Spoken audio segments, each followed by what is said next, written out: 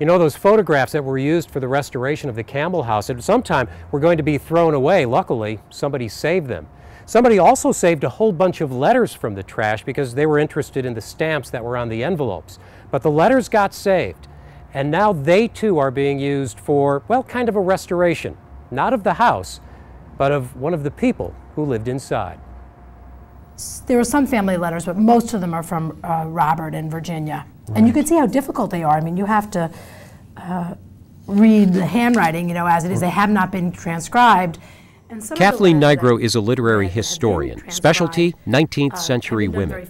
And as part of the Campbell House project, she intends to write an article about 19th century woman Virginia Campbell to help bring her back to life.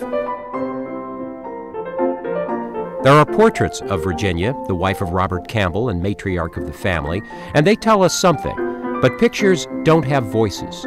Letters do.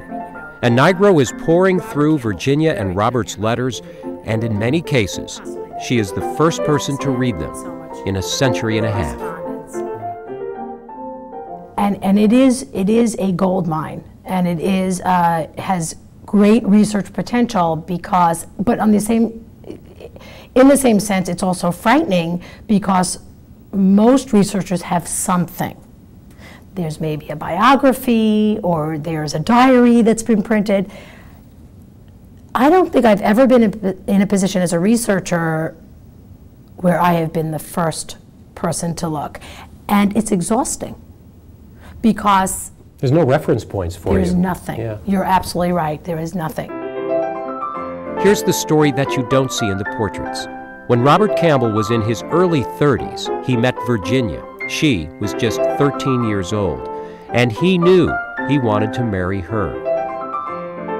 Always maintained what we think was a proper, gentlemanly distance. However, some of the letters are amusing. I don't know what the word would be, where he says, you know, he speaks of you know, being able to hold her and hug her. This is when she was a little bit older. And, you know, but he needs to stop writing because he might become too inflamed, you know. So, I mean, there are those wonderful moments in the letters where he reveals himself quite a bit as well. But although he does not want to wait to marry her, her mother made it clear that she would not give her permission for Virginia to marry until she was 18. And that is when they married. So he waited 5 years. Yes, he did. He did write her a letter before they were married that I've kind of used as a touchstone, where he said, "You will be my counselor."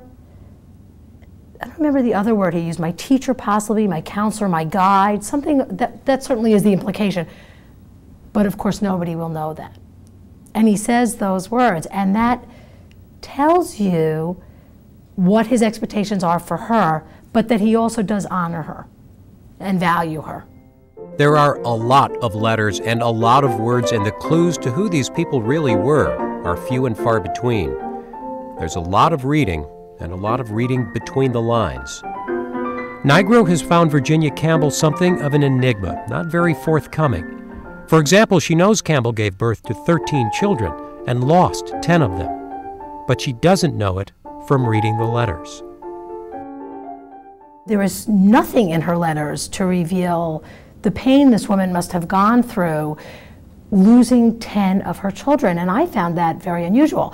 Her mother, luckily, is a more chatty woman, and therefore I can tell that Virginia did say something to Lucy and Kyle about these things, but I don't have those letters. And so she keeps digging, using her knowledge of the language of the era, of women's roles and expectations, and Virginia Campbell is revealed little by little. And Nigro knows she does not yet have the big picture. I just reread the letter today from January 20th, 1842, and she writes, "This is my 20th birthday. Have you thought about it at all?" And she's so human in that, and realizing that her husband is out of town and he's on business, making all this wonderful life possible, but here she is just 20, and wondering if he realizes that about her as a person, and that's what I look for. I look for that thing that where Virginia comes through as a woman. She is a challenge, but I just feel that in this stack, I'm going to turn to the letter and I'm going to say, Eureka.